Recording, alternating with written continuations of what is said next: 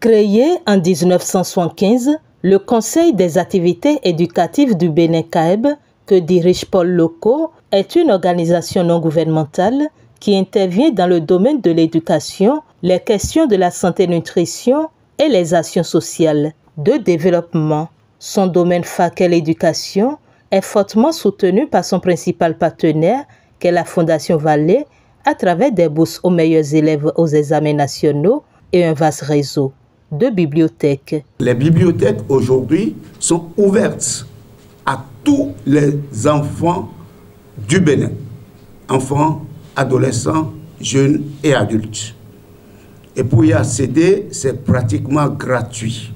En 2023, on a accueilli plus d'1 200 000 visiteurs l'année dans tous nos centres. Et les centres du CAEB, nous en avons 2 à Porto Novo, un à Lokossa, un à Bomé, 2 à Parakou, dont une bibliothèque spécialisée, le directeur Padono vient de le dire tout à l'heure, un à Djougou et puis un à Natitego. Donc au total 8 centres que la Fondation Vallée a pu construire au profit des enfants et des jeunes béninois.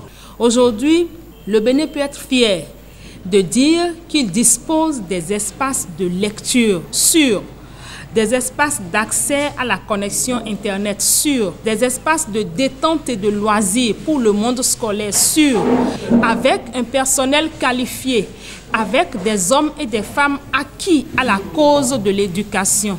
C'est autant de choses que nous devons à la Fondation Vallée et cela dure depuis plus de 21 ans, je l'ai dit. Cela dure depuis plus de 21 ans, certainement parce que, au fil des années, la Fondation Vallée a compris que nous sommes une structure fiable. Nous sommes une structure avec des valeurs qui bien évidemment sont entrées en fusion avec les valeurs qui sont celles de la Fondation Vallée et ça dure et nous espérons que ça continuera à durer. Outre les bibliothèques, le CAEB offre d'autres opportunités aux enfants pour se perfectionner et s'épanouir. En dehors des livres que nous offrons aux enfants, nous avons ici à attaquer comme dans toutes les bibliothèques du CAEB d'ailleurs, nous avons un cyber où des ordinateurs sont installés et ils sont connectés à Internet.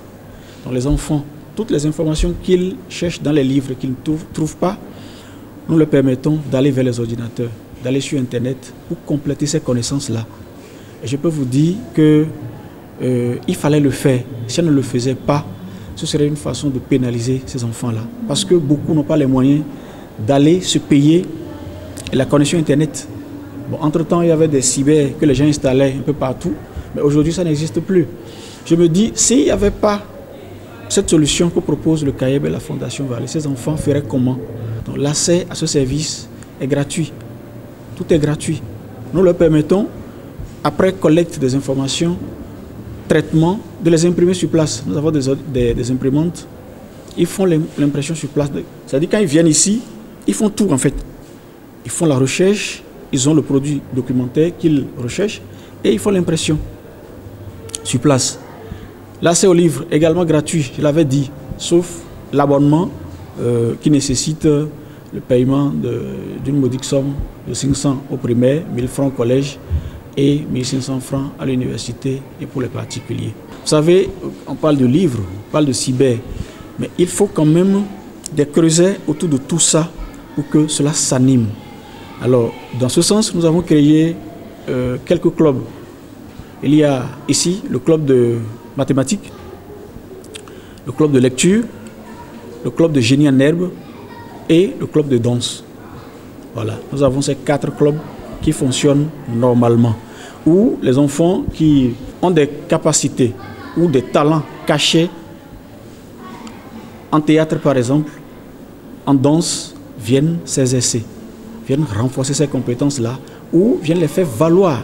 Et ces clubs tiennent leurs séances les mercredis après-midi et les samedis dans la matinée. La Fondation Vallée a mis sur pied les activités des clubs avec nous et il aide les enfants à s'inscrire dans certains clubs, à savoir le club de lecture où ces enfants viennent pour des formations et ils apprennent beaucoup de choses, les techniques de rédaction, de commentaires composés et autres.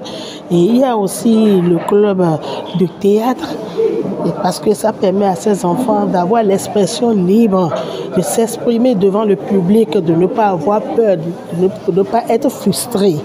Et ça permet à l'enfant de mieux rédiger, parce qu'à travers le théâtre, l'enfant s'exprime et l'enfant n'a pas peur devant le public, que ce soit petit ou grand. En dehors du club de théâtre, nous avons le club de chorégraphie. Les enfants ont des talents cachés en eux. Il y a la lecture, mais il y a la danse, il y a les jeux, et qui aident beaucoup les enfants à s'explorer, à s'épanouir, à se distraire. Et c'est ainsi, pendant les vendredis soirs, nous organisons une activité que nous appelons vendredi détente, et que nous avons tous les établissements, presque tous les établissements ici par rapport à l'animation, et c'est du show afin de permettre à ces enfants de se détendre un peu après une semaine harassante de travail. En dehors de ça, nous avons le club de dessin. Le dessin est un art. Et en dehors de ça, nous avons constaté au niveau des enfants que beaucoup fuient les sciences vers la littérature. Ainsi, nous sommes en train de programmer et bientôt le mois prochain, il y aura la mise sur pied d'un club de mathématiques avec les élèves. Et nous espérons bien bosser au niveau de ce club pour avoir un résultat de 100% de réussite. En dehors de ça, nous avons constaté quelques dérapages au niveau des enfants. Les enfants qui ne savent pas comment s'entretenir pendant les périodes, pendant les menstrues, comment porter les couches, comment faire ci, comment maintenir ces enfants à l'école et autres. Nous avons fait une sensibilisation au niveau des enfants sur l'hygiène menstruelle. En dehors de ça, tout juste avant la reprise des classes, nous voyons que les jeux sont encore au niveau des enfants et nous leur montrons comment s'y prendre au début, pendant et surtout après l'année scolaire. Il y a des entretiens littéraires à ce niveau et on repousse ces enfants, on leur parle un peu de tout au niveau de l'école scolaire pour que le rendement soit meilleur et pour que ce soit parents, que ce soit nous, que ce soit éducateurs, que ce soit la Fondation Vallée, nous tous nous ayons un bon résultat. Le laboratoire d'apprentissage des langues, notamment l'anglais, l'espagnol et l'allemand, ainsi que le laboratoire d'intelligence artificielle, lancé en avril 2023 au siège du CAEB à Porto Novo, s'ajoutent aux différents clubs disponibles au CAEB pour mieux préparer les enfants comme les adultes à la révolution technologique.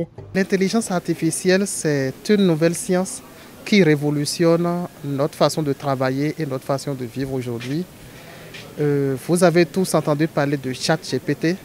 Aujourd'hui, on est aidé par les machines et par les ordinateurs à faire des tâches parfois difficiles, parfois intellectuelles et parfois longues.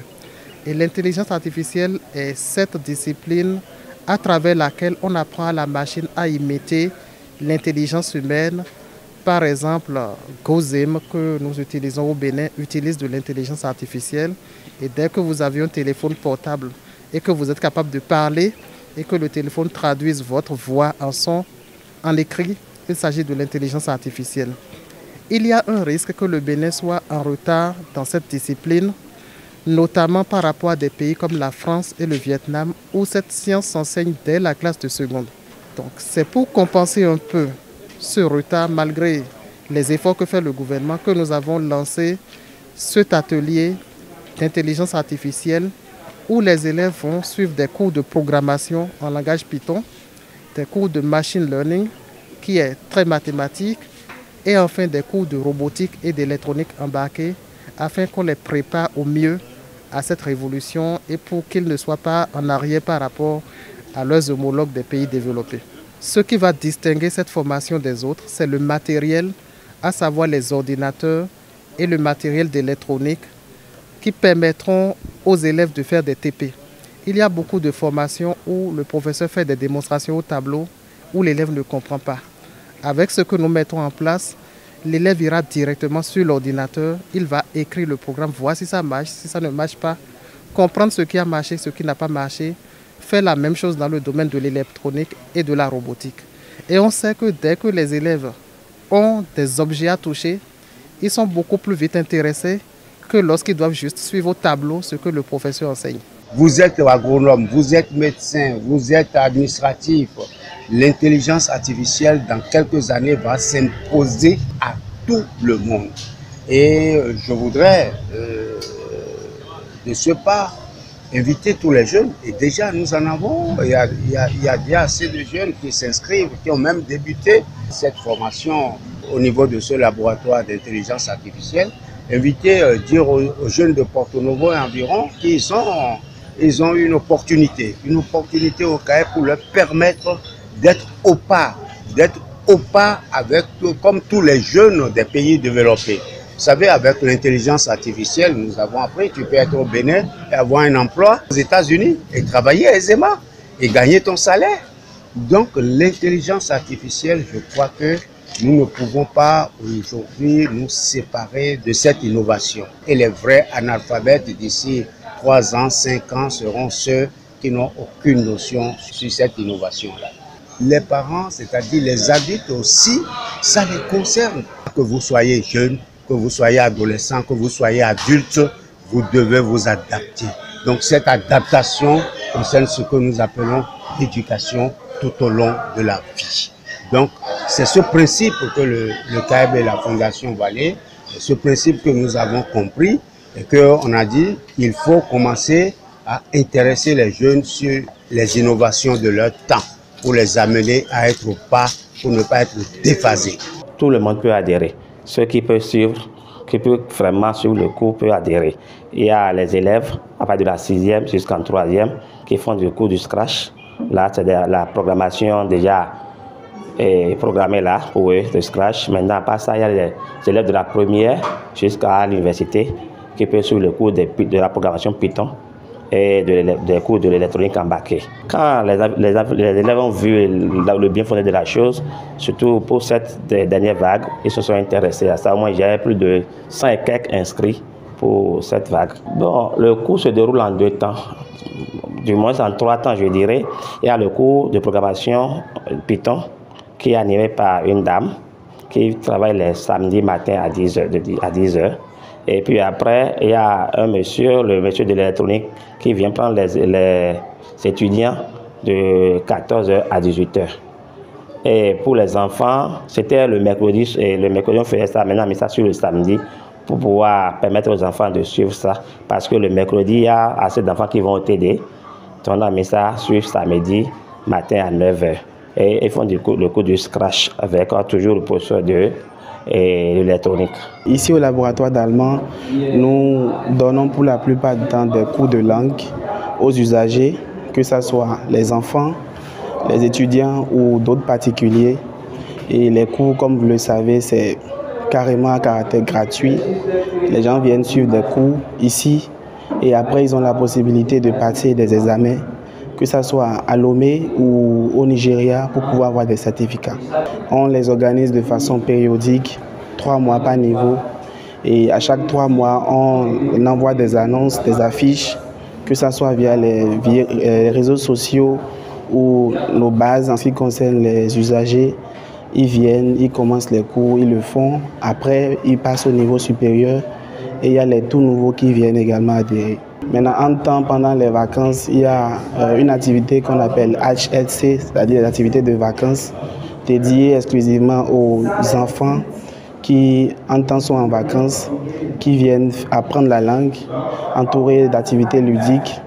Également, pendant l'année scolaire, ils ont la possibilité de venir les mercredis soirs et les samedis pour se documenter et profiter également de nos jeux. Les usagers expriment ici l'opportunité que représentent pour eux ces différents clubs mis en place au CAEB avec l'accompagnement de la Fondation Vallée. J'ai rejoint le club IA de Porto Novo depuis 2023, donc pratiquement 1 an.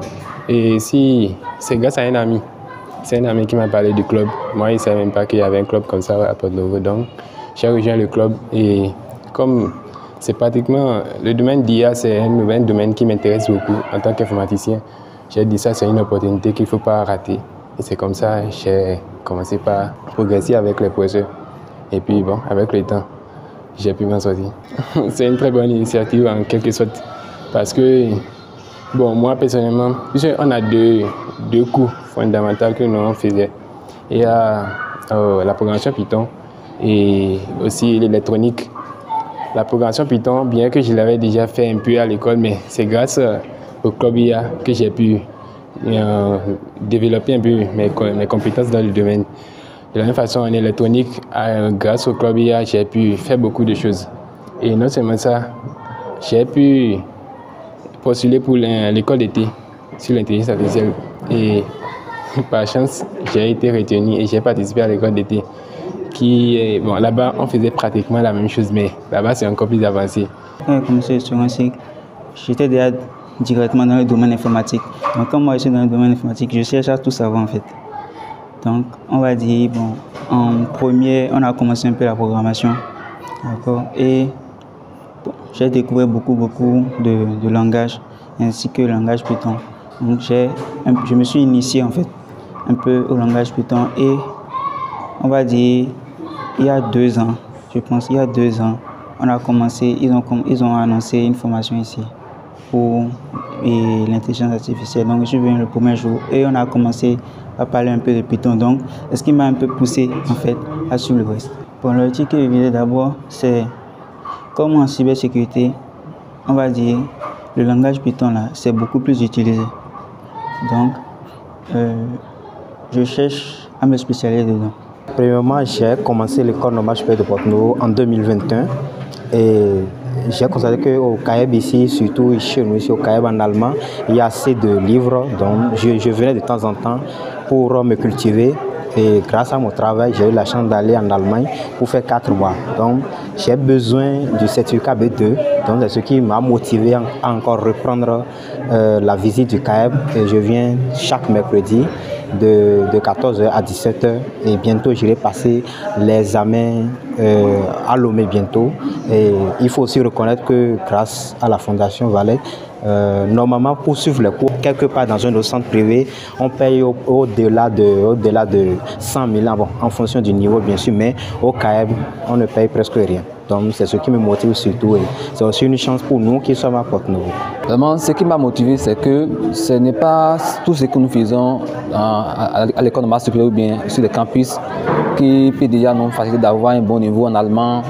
Mais ici, nous avons des moyens, le laboratoire qui est ici, il y a tous les moyens ici, comme les moyens technologiques, tout ici, que je peux déjà venir ici, écouter les audios, regarder les vidéos. Mais dans les universités comme l'école normale supérieure ou bien Calavi, il n'y a pas tous ces moyens-là. Et ici aussi, le cours, vraiment, c'est un peu précis. Là-bas, c'est un peu vaste. Littérature, parfois, ou bien civilisation. Mais ici, c'est pour la compréhension, la communication. Et quand on apprend une langue, il faut communiquer aussi. Vraiment, depuis que j'ai commencé par fréquenter CAEB ici, j'ai commencé par fréquenter le laboratoire ici, ça a changé mon niveau. Avant, j'avais honte de parler allemand. Mais d'abord, je n'ai plus encore la peine de parler allemand d'abord. Et je parle encore mieux allemand maintenant. Profitant de l'occasion, les responsables à divers niveaux expriment leur gratitude à l'endroit de la Fondation Valais qui fête ses 25 ans de vie et d'action, sans oublier leur reconnaissance envers le CAEB à travers lequel elle mène ses actions au Bénin. Il faut le dire, la Fondation Valais est aujourd'hui le plus gros partenaire du Conseil des activités éducatives du Bénin. C'est-à-dire, c'est cette fondation, la Fondation Valais sous l'égide de la Fondation de France, qui apporte la plus grosse part financière pour la mise en œuvre de nos différentes actions. Vous comprenez quand même que quand cette fondation fête ses 25 ans, il est normal que nous, en tant que Conseil des activités éducatives du Bénin, nous puissions manifester notre joie. Une grande joie de voir cette fondation grandir et nous avec. Une grande joie de voir toutes les perspectives que nous avons, que nous aurons à réaliser encore avec cette fondation. Parce que vous savez, la philanthropie met l'humain au centre. C'est pourquoi nous ne sommes pas étonnés du fait que le professeur Odon Valais et toute son équipe, le directeur de la Fondation Valais et bien d'autres, ils agissent tant qu'il y a les êtres humains. Tant que l'humain est présent, la Fondation elle est présente pour accompagner sur le plan de l'éducation, pour accompagner sur le plan du développement holistique de l'humain. Pour moi en particulier, c'est une grande joie. Sur les 25 ans, le CAEB est en train de faire plus de 20 ans avec le CAEB. Et moi de même, parce que j'étais là quand ces actions commençaient avec le CAEB au Bénin. Parce que j'ai été boursier. J'ai été boursier de la Fondation Vallée pendant 8 ans. Et juste après, j'ai été recruté pour servir aux côtés du CAEB et de la même fondation. Et depuis, j'ai vu tout ce qui s'est fait, tout ce qui s'est passé. Mais je peux vous dire qu'au Bénin, depuis environ 20 ans, c'est la meilleure chose qui nous est arrivée. Oui, l'arrivée de la Fondation Vallée, vraiment, c'est beaucoup de choses pour nous au Bénin. Et au CAEB en particulier. Il fallait ça. Parce que on dit, quelqu'un qui te donne de l'argent, il t'a donné quelque chose. Quelqu'un qui te donne un habit, t'a donné quelque chose. Mais celui qui te donne le savoir, t'a tout donné. La Fondation Vallée, aux côtés du CAEB, s'est échinée à donner de la connaissance, à donner du savoir à la jeunesse béninoise. On ne pouvait pas rêver mieux. On ne pouvait pas demander mieux. Mon souhait pour cette fondation, c'est qu'elle vive longtemps et qu'aux côtés de l'État béninois et du CAEB, qu'elle continue l'œuvre salvatrice d'inculcation ou de don du savoir, de la connaissance à la jeunesse. Parce que c'est à ce prix que nous allons véritablement développer ce pays-là. Et joyeux anniversaire à la Fondation Vallée. Au nom de tous les collègues, au nom de tous les usagers que nous recevons ici, je souhaite un joyeux anniversaire à la Fondation Vallée.